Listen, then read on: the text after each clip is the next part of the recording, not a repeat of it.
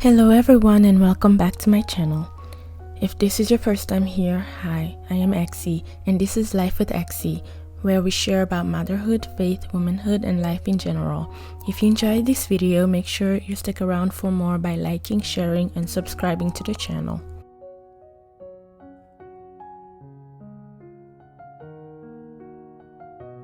People say becoming a parent changes you. I am here to attest to that. However, we often talk about the physical changes and not so much about the mental shift that happens once we become parents. So today I want to share the different ways I have changed mentally since becoming a mother. I want to start by saying as mothers we tend to feel more confident in ourselves and a lot stronger after having a tiny human come out of our bodies, especially if you had a good birth experience. Now, as parents, we want to give our children the best, so we spend years teaching them skills and manners. But one thing we tend to forget is that children learn by watching our actions. If you are a kind person, your child is most likely going to be kind. So the best way to teach our children is by being what we want them to be. So now my goal in life is to make sure I am setting the best example for my children to ensure that they will grow up to be physically, mentally, and spiritually healthy adults. And here's how.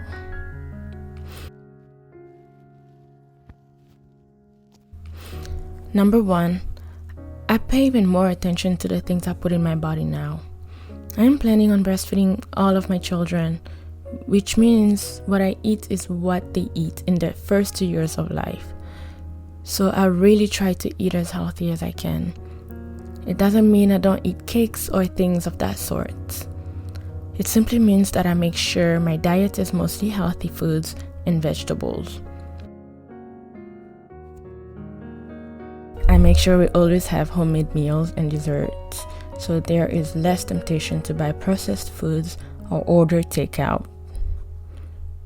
This goes hand in hand with the concept of being good stewards to the bodies God has given us. Food is supposed to be the fuel to our body.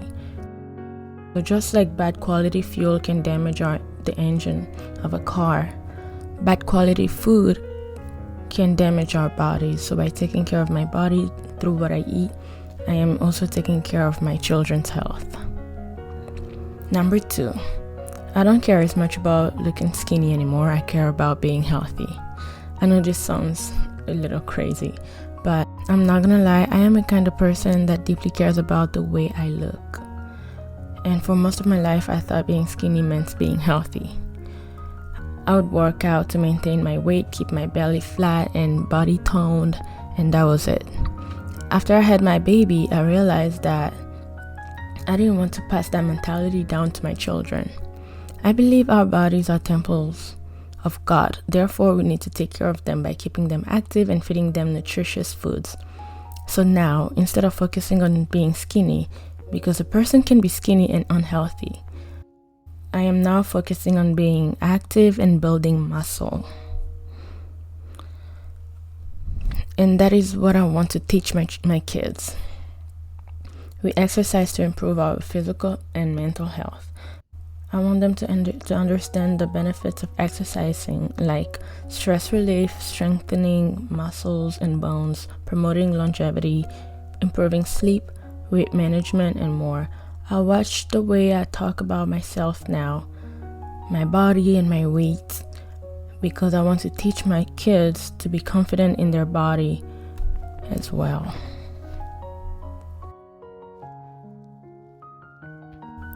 Number 3, I've given up on a lot of social media. Around 2021, if I remember correctly, I deleted TikTok off my phone, and last year I decided to delete Instagram. The only social media platforms I have now are YouTube and WhatsApp. I think there are simply way too many distractions nowadays. Did you know we have about 20 social media platforms in the world currently? 20 different ways to keep us glued to our screens under the guise of staying connected, while simultaneously disconnecting from the people around us. People are lonelier now than before the social media era. I want to be present as a mom. And like I said, children learn by watching what we do. So if we are obsessed with social media, then we end up with children who are obsessed with social media. Number 4, I don't watch TV as much anymore. Babies' brains grow most rapidly between birth and age 3, reaching approximately 80% of their adult size by the time they are 3 years old. Therefore, it is very important that I support the health of my kid's brain. You have probably heard this before and many times, but excessive screen time is linked to language delays, low social and emotional skills, and it reduces our attention span. So by not watching as much TV myself, I am making sure that I am interacting with my children more and supporting their social and physical development fully. Number 5, I want to wear my hair in its natural state as much as possible. As someone who grew up relaxing my hair most of my childhood, I want my children to love their hair exactly how it grows out of their scalp. I want them to learn that they don't need to alter the natural state of their hair to feel more beautiful. I have nothing against extensions or wanting to switch up hairstyles. I myself do that often. However, I hate when people think they don't look presentable because they're wearing their natural hair out. I want my children to understand that they are their most beautiful the way God created them, with their natural hair. And I also want to make myself available to style their hair to boost their confidence and help them express themselves. I think hair is a very important part of our self-expression. So I want them to understand that they can have all the fun in the world with their hair and enjoy it and look beautiful in it. Number 6, I wear less makeup now. I want my children to appreciate their natural beauty and to understand that makeup is meant to enhance what you already have, not to change your face. By keeping my skin healthy, I am teaching them the importance of investing in good skincare to reduce the need of heavy makeup. That way, they're saving their money and investing them in more important things. Number 7, I don't buy synthetic fabric anymore. I have recently learned that synthetic fabric can contribute to chronic health conditions by shedding microplastics and releasing toxic chemicals that are absorbed through the skin or inhaled. So I have been slowly updating my wardrobe to more natural fabric because they allow our skin to breathe. I realize that some of these changes will take a while, and it's all about slow, smaller changes and staying consistent. That's how you see results. Number 8, I feel very strongly about growing our own food now. First of all, I think it's very important to grow your own food, as it is a great way to save money and gain self-sufficiency. And fresh foods provide better flavor compared to store-bought options. Reducing dependency on the system is very important to me, and I want to instill that into my children from a young age. Number 9, I love discovering easy ways to cook, bake, or chop things. If there is one thing I've learned since becoming a mom, it is that you can't do it all, and that's fine. When it comes to cooking, there are so many appliances that are meant to make it easier. Before becoming a mom, I used to think that baking with the bread machine wasn't really an accomplishment. But now the bread machine has absolutely changed the game for us. It's easy and I don't need to knead the dough or let the bread sit. I put the ingredients together and forget about it until the machine beeps. I've even taken naps with my baby while the bread was baking, and it was done by the time we woke up. So anything that makes life easier, I'm all for it. Number 10, I pray a lot more.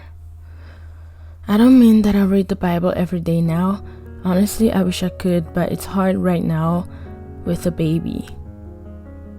What I mean by I pray more is that whenever I can, I find a way to involve God. Whenever I talk to my son, for example, I'm always bringing up how much Jesus loves him.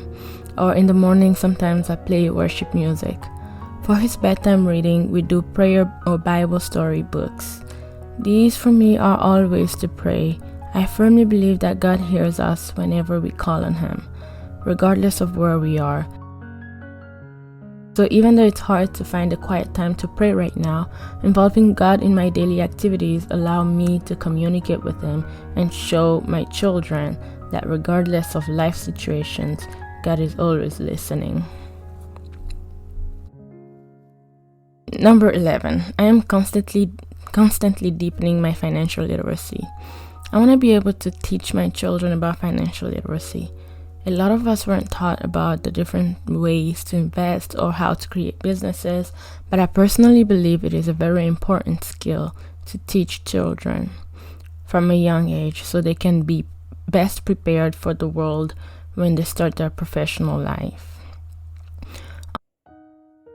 Honestly, there are a lot more things I want to add, but I feel like the list is getting too long.